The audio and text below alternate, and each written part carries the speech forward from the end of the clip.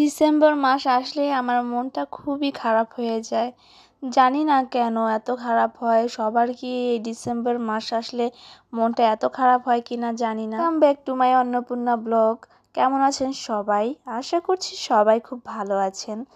আমিও ভালো আছি। আসলে যত দিন যাচ্ছে বা বড় হচ্ছি ততই মনে হয় ভালো লাগা বা ছোটবেলার যে একটা আনন্দ ছিল তা দিন দিন কমে আসছে।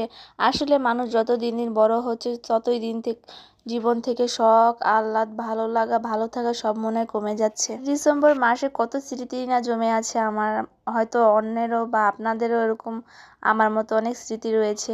এই ডিসেম্বর মাস আসলে কি সুন্দর, এই শীতের সময় সেই যখন ক্লাস 6-এ পড়তাম ভোর 6টায় উঠে পড়তে যেতাম। এই ঘন কুয়াশা শীত এর মধ্যে সোয়েটার পরে স্যারের কাছে পড়তে যেতাম। পড়া শেষ করে এসে আবার স্কুলে যেতাম। স্কুল শেষে এসে মানে এরকম তখন আবার লাস্টের দিকে পরীক্ষা শুরু হয়ে যেত। পরীক্ষা দিয়ে এই কি যে একটা আনন্দ! ওই ডিসেম্বরে পরীক্ষা মানে ফাইনাল পরীক্ষা, নতুন ক্লাসে উঠবো, রেজাল্ট দিবে, তারপর বেড়াতে যাব, স্কুল ছুটি মানে আর পড়ালেখার চাপ নেই, বেড়াতে যাব আর মামার বাড়িতে বেড়াতে যাব, কি যে একটা আনন্দ! মানে সব সময় আর কি এই ডিসেম্বর মাসের জন্য অপেক্ষা করে থাকতাম কবে ফাইনাল পরীক্ষা শেষ হবে, পড়ালেখা থেকে কিছুটা বিরতি পাবো আর বেড়াতে যাব। আর আবার ফাইনাল পরীক্ষা যখন দিতাম খুবই মানে আনন্দ হতো, মানে যখন রেজাল্ট দিবে তার কথা ভেবে।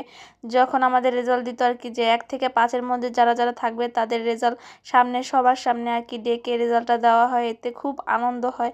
তো এক্ষেত্রে আমার নামটা প্রায়ই আসতো। তো এক্ষেত্রে সবার সামনে রেজাল্ট নিতাম, স্যার মানে খুবই অনুপ্রেরণা দিত। এগুলো যে একটা স্মৃতি কখনো ভুলার না, মানে এখনো মনে পড়লে আর কি খুবই কষ্ট হয়। এখন বড় হওয়ার সাথে সাথে সব যেন হারিয়ে যাচ্ছে। এখন ডিসেম্বর জানুয়ারি ফেব্রুয়ারি বলেন না কেন সবই আর কি একরকম লাগে। তো যাই হোক, এদিকে কথা বলতে বলতে আমার মাংস রান্নাটা শেষ হয়ে গিয়েছে। আজকের মাংস রান্নাটা এতটা মজা হয়েছিল কি বলবো। আজকের মাংসটা আমি রান্না করার আগে চিকেনটাকে আমি ম্যারিনেট করে রেখেছিলাম হলো লবণ হলুদ মরিচের গুঁড়ো জিরা গুঁড়ো দিয়ে ম্যারিনেট করে, এরপর ভেজে আবার এগুলো দিয়ে রান্না করেছি। জন্য স্বাদটা একদম অন্যরকম এসেছে, খেতে খুবই ভালো লেগেছে। আর সাথে করছি আজকে এই যে ভুনা খিচুড়ি। এভাবে মাংস দিয়ে আর কি ভুনা খিচুড়িটা খাওয়া হয় না, অনেক দিন হয়েছে। পোলাও দিয়ে খাচ্ছি, কিন্তু এই মাংসটার সাথে ভুনা খিচুড়িটা যেহেতু খাওয়া হয় না, তো ভাবলাম এই শীতের মধ্যে রান্না করি ভালো লাগবে।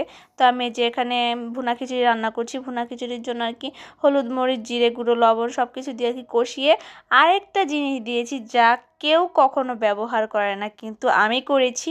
আর সেটা হলো বিরিয়ানি মশলা। সাথে কিছুটা বিরিয়ানি মশলা দিয়ে মশলাটা কষিয়ে এরপর আমি চাল ডাল একসাথে মিক্স করে দিয়ে দিয়েছি। আসলে বিরিয়ানি মশলাটা দেওয়া মানে হলো বড় বড় রেস্টুরেন্টে আমরা অবশ্যই সবাই খিচুড়ি কম বেশি খেয়ে থাকি। সেখানে দেখবেন বাড়িতে রান্না যতই ভালোভাবে করি না কেন, রেস্টুরেন্টের খিচুড়ির স্বাদটা কিন্তু অন্যরকম একটা ফ্লেভার আসে। আর তার সিক্রেট হলো তারা বিরিয়ানির মশলাটা কিছুটা ব্যবহার করে। তো আমি এই খিচুড়িতে কিছুটা বিরিয়ানি মশলা ব্যবহার করেছি। আমি এদিকে চাল ডালটা ভালোভাবে মশলার সাথে কষিয়ে এরপর জল দিয়ে দিয়েছি। জলটা যখন শুকিয়ে এসেছে আমার বিরিয়ানি রান্না শেষ। তো এই যে এদিকে সবার জন্য বেড়ে নিচ্ছি রাতে। তো সাথে আস্ত কোয়া রসুন দিয়েছিলাম, তার জন্য আরও বেশি ভালো হয়েছে। সাথে নিয়েছি আচার। ধন্যবাদ।